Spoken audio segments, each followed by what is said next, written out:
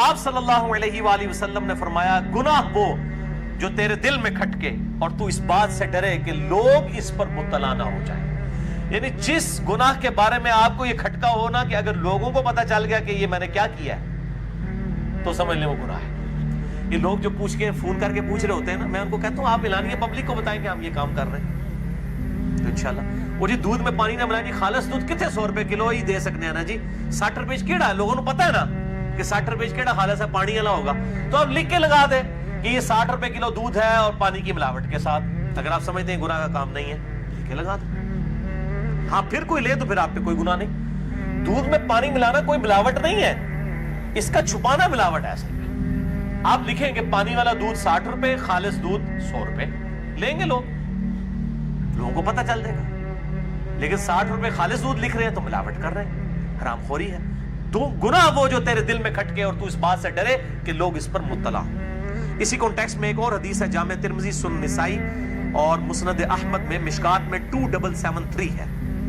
مولا حسن ابن علی رضی اللہ تعالی عنہما علیہم السلام, سیدنا علی کے بڑے بیٹے حسن ابن علی کہتے ہیں کہ میں نے خود اپنے نانا سے رسول اللہ صلی اللہ علیہ وسلم سے ایک بات سنی اور میں نے حفظ کر لی کہ آپ صلی اللہ علیہ وسلم نے فرمایا جو چیز تجھے شک میں ڈال دے اسے چھوڑ دے, شک سے پاک شے کو اختیار کر, کیونکہ سچائی میں اطمینان ہے اور جھوٹ میں شک ہے. جو چیز شک میں ڈال دے اسے چھوڑ دے. لیکن ہم چھوڑ دیتے ہیں, لیکن دنیاوی والی چیز ہے, دین والی چیز میں کو کنفرم بھی بتا دینا کہ غلط ہو رہا ہے, کہتے ہیں نہیں ایٹی بھی سکتی نہیں ہے دین اس, اور یہاں کہہ رہا ہے شک میں بھی ڈال دے چھوڑ دے. دوسری حدیث رزق کے حلال کے کانٹیکسٹ میں صحیح مسلم سے ہے اور مشکات میں 2860. نبی صلی اللہ علیہ وسلم ایک اناج کے ڈھیر کے پاس سے گزرے, کوئی صحابی اناج بھیج رہا تھا, یہ کوئی بریلوی دیوبندی اہل حدیث شیعہ نہیں تھا, کوئی صحابی تھا. آپ صلی اللہ علیہ وسلم نے اپنا مبارک ہاتھ اس کے اناج کے اس غلے کے ڈھیر میں داخل کیا تو آپ کو نمی محسوس ہوئی اپنے ہاتھ میں. آپ نے فرمایا یہ کیا ہے؟ اس نے کہا یا رسول اللہ صلی اللہ علیہ وسلم رات کے وقت بارش ہوئی تھی تو یہ گندم گیلی ہو گئی, اناج گیلا ہو گیا. تو آپ صلی اللہ علیہ وسلم جلال میں آئے, آپ نے فرمایا تم نے اس گیلے اناج کو اوپر کیوں نہیں کیا تاکہ خریدنے والوں کو یہ پتا چل جائے کہ تم یہ گیلا اناج بیچ رہے ہو. اور پھر آپ نے ساتھ ہی فرمایا من غشا فلیس منی, جس نے ملاوٹ کی, جس نے دھوکہ دے کے سامان بیچا, اس کا مجھ سے کوئی تعلق نہیں ہے. لیکن ہم کیا کہتے ہیں, اے اللہ جو کچھ بھی ہے تیرے محبوب کی امت سے ہے. اور محبوب کیا کہہ رہے ہیں صلی اللہ علیہ وآلہ وسلم, جس نے ملاوٹ کی اس کا میرے سے کوئی تعلق نہیں. ان تو اڑی گل منی ہے یا محبوب دی گل منی ہے صلی اللہ علیہ وآلہ وسلم. تسی تے کہہ رہے ہو یا اللہ اسی نہ نماز پڑھنی ہے, نہ اسی حرام خوری چھڈنی ہے, یا اللہ جو کچھ بھی ہے مردود ہے, بے ایمان ہے, ٹھگ ہے, اللہ جو کچھ بھی ہے تیرے محبوب کی امت سے ہمیں اسی طریقے سے قبول فرما لے. اور نبی صلی اللہ علیہ وسلم کیا فرما رہے ہیں, جس نے ملاوٹ کی وہ میرے سے ہے ہی نہیں ہے. اب آپ لاکھ کہتے ہیں جو کچھ بھی ہے تیرے محبوب کی امت سے, محبوب تو پہلی فارغ کر کے تو ملاوٹ کرنے والا نو ون وے ٹریفک چلائی رکھو, کسی کام کی نہیں. جس نے ملاوٹ کی وہ ہم میں سے نہیں ہے. تیسری حدیث بھی صحیح مسلم سے ہے, مشکات میں 2760. یہ بہت ڈاڈی حدیث ہے, بڑی سخت حدیث ہے. آپ صلی اللہ علیہ وآلہ وسلم نے فرمایا بے شک اللہ پاک ہے اور صرف پاک مال کو قبول فرماتا ہے. کسی بندے نے حرام کی کمائی سے کوئی ہاسپٹل کھول لیا, اللہ کے حضور 0 سے ملٹیپلائی. اللہ تعالیٰ نہیں دیکھنا مریضوں کا علاج ہو رہا ہے, یہ تو دنیا کا مسئلہ ہے. اللہ تعالیٰ کو کیا پرواہ ہے کسی کی. اللہ تعالیٰ کا تو موقف یہ ہے حلال مال قبول کروں گا. ایک بندے کی گانے کی کمائی ہے اور وہ اس سے ہاسپٹل بنا دیتا اور سمجھتا ہے میں بڑا نیکی کا کام کر رہا ہوں. یا اسی طریقے سے ایک بندہ ہے وہ جناب جو ہے وہ لوگوں کی جائیدادوں پر ناحق قبضہ کرتا ہے اور پھر کہتا ہے جی میں 1 لاکھ کا دسترخوان چلا رہا ہوں روزانہ. میں نام نہیں لے رہا تاکہ اصلاح کا دروازہ بند نہ ہو, آپ سب کو پتا ہے. لوگ کہتے ہیں جی بڑا نیکی کا کام ہے, جی 1 لاکھ بندے نے روٹی کھواندا ہے, لکھاں لگوان دے زمینہ ہتھیار کے, اللہ کے حضور 0 سے ملٹیپلائی. یہ آپ اپنی داڑھیوں سے, پگڑیوں سے, ان ساری چیزوں سے عوام کو دھوکہ دے سکتے ہیں, اللہ تعالیٰ کو تو دھوکہ نہیں دیا جا سکتا. صحیح مسلم میں ہی حدیث ہے نا, اللہ تعالیٰ تمہاری شکلوں اور مال کو نہیں دیکھتا, دلوں اور اعمال کو دیکھتا. وہ دیکھے گا شکل تو اس نے خود بنائی ہے, اسے شکل کیوں دیکھنی ہے, کدی نورانی ہے تو کدی کالی ہے، انہیں آپ بنائی ہوئی ہے۔ جس شخص کی شکل اگر خوبصورت نہیں ہے تو اس نے خود کیا بنائی ہے؟ وہ تو اللہ نے بنائی ہے، تو اللہ نے شکلیں کو دیکھنی ہے، مال بھی نہیں دیکھنا، وہ بھی اسی کا دیا ہوا ہے۔ دلوں اور اعمال کو دیکھنا ہے کہ اس نے حرام سے کمایا ہے یا حلال سے، اور اس کی نیت کیا ہے، اللہ کی راہ میں خرچ کر کے جو ہے وہ لوگوں سے داد وصول کرنا ہے یا اللہ کے حضور اپنا اخلاص اور اجر پکا کرنا ہے، یہ اللہ نے یہ دیکھنا ہے۔ اور پھر اسی حدیث میں 7 الفاظ ہیں، آپ صلی اللہ علیہ وآلہ وسلم نے قرآن کی 2 مختلف آیات تلاوت کی۔ ایک یہ تھی، یا ایھا الرسل کلوا من الطیبات واعملوا صالحا، اے اللہ کے پیغمبروں کھاؤ اللہ کے پاکیزہ مال میں سے اور اعمال کرو نیک۔ اور دوسری آیت پڑھی، یا ایھا الذین آمنوا کلوا من طیبات ما رزقناکم، اے ایمان والو کھاؤ اللہ تعالیٰ کے دیے ہوئے پاکیزہ مال میں سے۔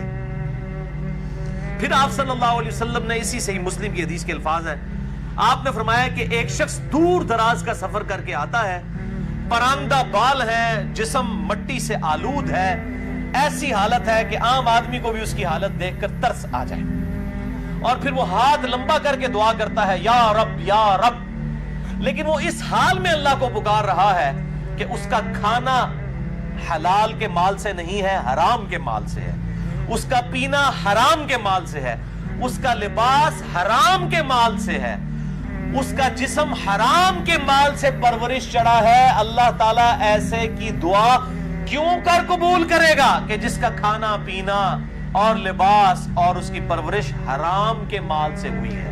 آپ صلی اللہ علیہ وسلم کے الفاظ ہیں، اللہ تعالیٰ اس کی دعا کیوں کر قبول کرے گا، اس کا پکارنا کیوں کر قبول کرے گا؟ بولے اعوذ باللہ تعالی۔ تو میں پھر وہی جملہ ریپیٹ کروں گا، رزق حلال از دا لٹمس ٹیسٹ آف ایمان، اور یہی لٹمس ٹیسٹ ہے کہ کسی کے روزے قبول ہوئے یا نہیں قبول ہوئے۔ اب میرے بھائیوں آخر میں 17 صحیح الاسناد حدیث ہیں، لیکن ان کو ڈسکس کرنے سے پہلے ایک دفعہ دروشی پڑھ لیجئے۔ اللہم صلی علی محمد وعلی آل محمد کما صلیت علی ابراہیم وعلی آل ابراہیم انک حمید مجید، اللہم بارک علی محمد وعلی آل محمد کما بارکت علی ابراہیم وعلی آل ابراہیم انک حمید مجید۔ اب میرے بھائیوں آخر میں 17 صحیح الاسناد احادیث، اور یہ 17 کا عدد میں نے لیا ہے دن رات میں فرض نماز کی رکعتوں کی تعداد 17 ہے، جس پہ اہل سنت اور اہل تشیع کا اجماع ہے، پوری دنیا کے مسلمانوں کا۔ فجر کے 2 فرض، ظہر کے 4، عصر کے 4، مغرب کے 3 اور عشاء کے 4، یہ کل 17 رکھتے ہیں۔ اور یہ 17 احادیث پرٹیکولرلی رمضان المبارک کی اہمیت، فضیلت، فرضیت اور روحانیت سے ریلیٹڈ ہے، اور یہ الٹپ ایٹ رینڈم نہیں ہے، میں نے ایک انٹلیکچوئل ترتیب سے ان کو جمع کیا ہے، اور انشاءاللہ میں تمام احادیث کے انٹرنیشنل نمبر بتاؤں گا، لیکن پرائمری بک سے نہیں بلکہ سیکنڈری بک سے، جو مشکات المصابیح ہے، جس کو میں نے ڈکلیئر کیا ہے مشکات المصابیح is the encyclopedia of حدیث، اہل سنت کی مین سٹریم کی 13 کتابوں کا یہ سمجھ لیں خلاصہ ہے، 3 جلدوں میں، شیخ زبیر لیزئی رحمہ اللہ تعالیٰ کی تحقیم اور تخریج کے ساتھ اہل سنت پاک.com پہ آپ کو 18 MB کی 3 فائلز مل جائیں گی، ڈاؤن لوڈ کریں۔ میں اکثر اس کی ترغیب دلاتا ہوں، الحمدللہ بخاری، مسلم، ابو داؤد، ترمذی، نسائی، ابن ماجہ، الموطا امام مالک، مسند احمد، سنن کبریٰ، البیہقی، المستدرک للحاکم اور باقی کتابوں سے یہ نوٹس ہیں۔ اہل سنت کی کتابوں کا نچوڑ 6294 احادیث، 6294 احادیث کا مجموعہ ہے، اور اس میں احادیث کی ریپیٹیشن نہیں ہے۔ اس کے نمبرز میں انشاءاللہ انٹرنیشنل بتاؤں گا، اور اس کے فٹ نوٹ پہ آپ کو پرائمری بکس کے نمبرز بھی مل جائیں گے، اور اس کے ساتھ حکم لگا ہوا بھی مل جائے گا انشاءاللہ تعالی۔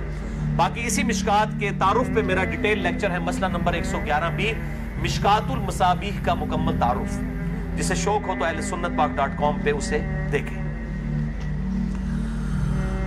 پہلی حدیث صحیح بخاری اور صحیح مسلم کی متفق علیہ حدیث ہے، مشکات میں اس کا نمبر ہے 4۔ آپ صلی اللہ علیہ وآلہ وسلم نے فرمایا اسلام کی بنیاد 5 چیزوں پر ہے۔ کتنی چیزوں پر؟ 5۔ نمبر 1، اس بات کی گواہی دو کہ اللہ کے سوا کوئی معبود نہیں، وہ اکیلا ہے، اور محمد صلی اللہ علیہ وآلہ وسلم اس کے بندے اور اس کے رسول ہیں۔ نمبر 2، نماز قائم کرنا۔ نمبر 3، زکوٰۃ دینا۔ نمبر 4، اللہ کی راہ میں استطاعت ہو تو حج کرنا، اور نمبر 5 رمضان کے روزے رکھنا. یعنی روزہ رکھنا اسلام کی بنیادوں میں سے ایک بنیاد ہے. جو روزے چھوڑ دیتا ہے تو وہ آپ سمجھ لیں ایک ایسی بنیاد کو ہٹا رہا ہے کہ اس کی ایمان کی اور اسلام کی عمارت دھڑم سے نیچے گر پڑے گی. یہ وہ عمارت نہیں ہے کہ جس میں 5 میں سے ایک ستون ہٹا لے تو 4 اتنے کھلوتی رہے گی. نہ بھائی جی، جی 4 دے اتنے چلنے والی گڈی ہے، وہ بھی ایک ٹائر لال ہو نا تو گڈی چل نہیں سکتی. تو یہ 5 والی ہے، اس میں سے ایک بھی آپ اگر سکپ کریں گے تو آپ کے اسلام کی عمارت نیچے گر پڑے گی. دوسری حدیث بھی بخاری اور مسلم کی متفق علیہ حدیث ہے، مشکات میں 1956 ہے. آپ صلی اللہ علیہ وآلہ وسلم نے فرمایا جب رمضان المبارک کا مہینہ آتا ہے تو آسمان کے دروازے کھول دیے جاتے ہیں. دوسرے طریق میں آیا ہے جنت کے دروازے کھول دیے جاتے ہیں. تیسرے طریق میں آیا ہے رحمت کے دروازے کھول دیے جاتے ہیں. یہ سارے الفاظ بخاری اور مسلم میں ہیں. اور پھر ساتھ یہ الفاظ ہیں کہ جہنم کے دروازے، آگ کے دروازے بند کر دیے جاتے ہیں اور شیاطین جکڑ دیے جاتے ہیں. اچھا، یہ آیا کہ شیاطین جو ہے وہ قید کر، اکثر لوگ سوال کر رہے ہوتے ہیں جی اگر شیاطین قید کر دیے جاتے ہیں پھر بھی چند لوگ ہیں جو نماز نہیں پڑھتے. چند نہیں، اکثر لوگ نہیں پڑھ رہے ہوتے پھر بھی. تو میرے بھائی 11 مہینے تک جب شیطان نے پیڈل مارا ہے آپ کی سائیکل کو، اس کے بعد 1 مہینے نہ بھی مارے وہ، پھر بھی تھوڑی دور تک تو یہ معاملات چلیں گے نا.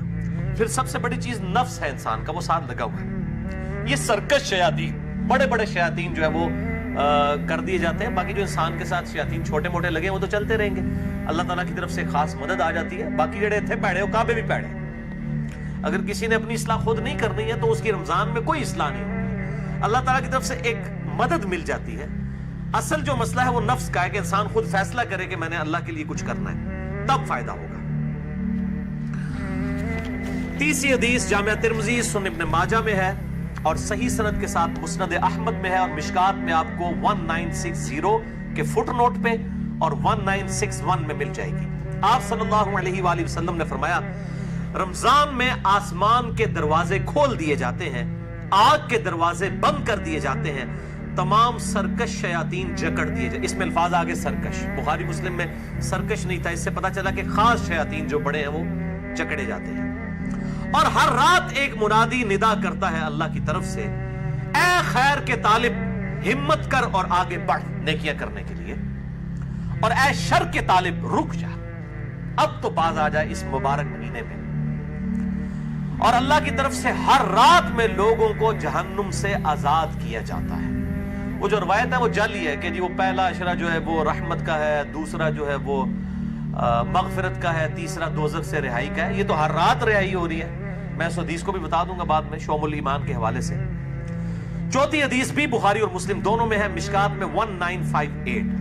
آپ صلی اللہ علیہ وآلہ وسلم نے فرمایا جو شخص ایمان اور احتساب کے ساتھ، اکاؤنٹیبلٹی کے ساتھ، احتساب کو آپ اگر اردو میں ٹرانسلیٹ کریں گے تو 3 چیزوں کا مجموعہ ہے. نمبر 1 اخلاص، نمبر 2 ثواب کی نیت، اور نمبر 3 اصلاح نفس، یعنی نفس کی اصلاح بھی جو ہے مطلوب. رمضان کے روزے رکھے اللہ تعالیٰ اس کے پچھلے سارے گناہوں کو معاف فرما دے گا.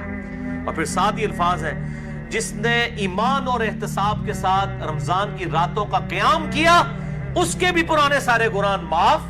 اور پھر ساتھ ہی فرمایا جس نے شب قدر کا قیام کیا ایمان اور احتساب کے ساتھ اس کے بھی پچھلے سارے گناہ معاف.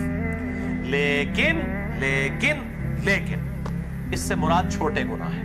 بڑے گناہ نیک اعمال سے معاف نہیں ہوتے، وہ صرف توبہ کرنے سے معاف ہوتے ہیں اور گناہ چھوڑنے سے. اس کے سپورٹ میں حدیث ہے صحیح مسلم کی، مشکات میں ہے، اس کا نمبر 564. آپ صلی اللہ علیہ وآلہ وسلم نے فرمایا اگر بڑے بڑے گناہوں سے بچا جائے تو 5 نمازیں، ایک نماز سے دوسری نماز تک، ایک جمعے سے دوسرا جمعہ اور ایک رمضان سے دوسرا رمضان درمیان کے گناہوں کا کفارہ ہے اگر بڑے گناہوں سے بچا جائے. تو نماز چھوڑنا تو خود بڑا گناہ ہے. یہ نہیں ہے کہ ایک جمعہ پڑھ لیا پھر اگلا جمعہ پڑھا پچھلے ساری معاف، نہیں، کبیرہ گناہوں سے بچا جائے. صحیح مسلم میں حدیث ہے، مشکات میں 569 اس کا نمبر ہے کہ بندے کے کفر اور اسلام کے درمیان فرق نماز ہے. تو نماز چھوڑنے سے تو بڑا کوئی گناہ نہیں ہے. تو ایک نماز سے دوسرا نماز کے درمیان گناہوں کا کفارہ بھی تب بنے گا جب دوسری نماز پڑھی جائے گی. पांचवी हदीस भी बुखारी और मुस्लिम की मुत्तफकुन अलैह हदीस है, मिशकात में 1959। आप सल्लल्लाहु अलैहि वसल्लम ने फरमाया, रमजान मुबारक में हर नेक अमल 10 से 700 गुना तक बढ़ा दिया जाता है। इसलिए हम कोशिश करते हैं कि ज़कात रमजान के महीने में दें ताकि ज्यादा सवाब मिले। और फिर ज़कात होती भी ल्यूनर ईयर्स के एतबार से, वो सोलर ईयर्स के एतबार से नहीं देनी होती है, चांद के महीनों के एतबार से देनी होती है, तो वो आसान हो जाता है हिसाब रखना। वैसे आप एक रमजान में निकाल लें और फिर पूरा साल देते रहें, या अगले साल की भी पेशगी निकाली जा सकती है। ज़कात में मैंने डिटेल से लेक्चर मसला नंबर 95A और B दे दिया, जिसे शौक हो तो वो देखें। और साथ ही अल्फाज हैं बुखारी और मुस्लिम के, अल्लाह ताला फरमाता है, बेशक रोजा खास मेरे लिए है और मैं ही इसकी जजा दूंगा। बाकी नेकियों का तो पता चल जाता है, रोजा इंसान और उसके रब के दरमियान एक राज है। अगर किसी शख्स ने खुद नहीं बताया तो वो छुप कर खा पी ले तो पता नहीं चलेगा। तो अल्लाह ताला हमारा ये मेरे और मेरे बंदे के दरमियान चूंकि खास इबादत है, खास मेरे लिए है, मैं इसकी जजा दूंगा। और फिर साथ अल्फाज है, मेरा बंदा अपनी ख्वाहिश और खाने को मेरी वजह से तर्क करता है। रोजादार के लिए 2 खुशियां हैं, पहली खुशी इफ्तार के वक्त और दूसरी खुशी उस वक्त जब वो अपने रब से मुलाकात करेगा इंशाअल्लाह। और फिर साथ ही अल्फाज है, रोजादार की मुंह की बू अल्लाह ताला को कस्तूरी की खुशबू से भी बढ़कर अजीज है। फिर साथ ही अल्फाज है, रोजा ढाल है, यानी एक ढाल है गुनाहों से बचने की। जब तुम्हारा रोजा हो तो फहश गोई और गुनाहों से इज्तनाब करो। अगर रोजे की हालत में कोई तुमसे झगड़ा करे तो उससे कह दो कि मैं रोजे की हालत में, अल्लाह तू डर, मेरा भी रोजा है, तेरा भी रोजा है यार, जान छाट। यानी बजाय ये कि तुर्की बतुर्की जवाब दिया जाए, लड़ाई की जाए रोजे की हालत में। वैसे रोजे की हालत में इंसान की हालत भी ऐसी होती है कि इंसान कहता है यार को नेड़े ना ही लगे, मत्थे ना ही लगे। खुसूसन असर से मगरिब का जो वक्त है उस वक्त बड़ा मुश्किल होता है, इंसान को गुफ्तगू करने को भी दिल नहीं करता, इसीलिए तकवा भी हासिल होता है, शहावत भी ठंडी होती है, हर चीज ठंडी हो जाती है ज़ाहिर जब इंसान रोजा रखता है। तो रोजा ढाल है, जब तुम्हारा रोजा हो तो फहशगोई मत करो, गुनाहों से बचो, और जब कोई झगड़ा करने लगे उससे कह दो कि मेरा रोजा है। छठी हदीस सुनन निसाई और मुस्नद अहमद में है, मिशकात में 1962। आप सल्लल्लाहु अलैहि वसल्लम ने फरमाया, तुम्हारे पास रमजान मुबारक का महीना आया है, अल्लाह ने इसके रोजे तुम पर फर्ज किए हैं। इसमें आसमान के दरवाजे यानी जन्नत के दरवाजे खोल दिए जाते हैं, जहन्नुम के दरवाजे बंद कर दिए जाते हैं। जन्नत के 8 दरवाजे हैं और दोज़ख के 7, और सरकश शयातीन जकड़ दिए जाते हैं। इस माह में एक रात ऐसी है जो 1000 महीनों से अफजल है, जो हम पिछली दफा मसला नंबर न्यू 44 में डिस्कस कर चुके हैं। जो शख्स उसकी खैर और भलाई से महरूम हो गया, वाकई हर भलाई से महरूम हो गया।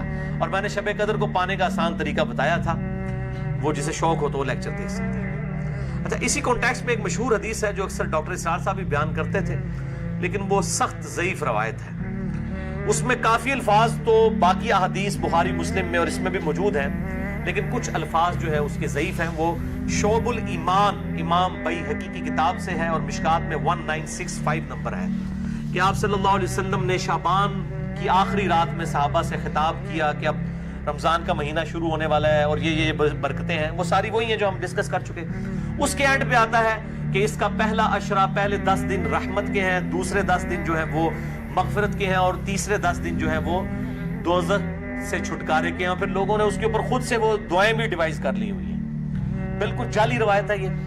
और इसके एक तरीक के अंदर अली बिन जैद मशहूर ज़ईफ रावी है, और दूसरे तरीक में सुलेमान रावी जो है वो मुनकरल हदीस है। मुनकरल हदीस वो रावी है जिसकी हदीस से तर्क कर दी जाए, ये शदीद तरीन जरा होती है। इसी तरीके से ये अक्सर रमजान से पहले भी वो ये मैसेज चल रहा होता है कि जिसने रमजान के चांद देखने की खुशखबरी, तो ये वो सब जाली झूठी रवायतें हैं। और इस तरह की रवायतें बिल्कुल आगे बयान ना किया करें, इनकी कोई असलियत नहीं है, अल्लाह से डर जाए।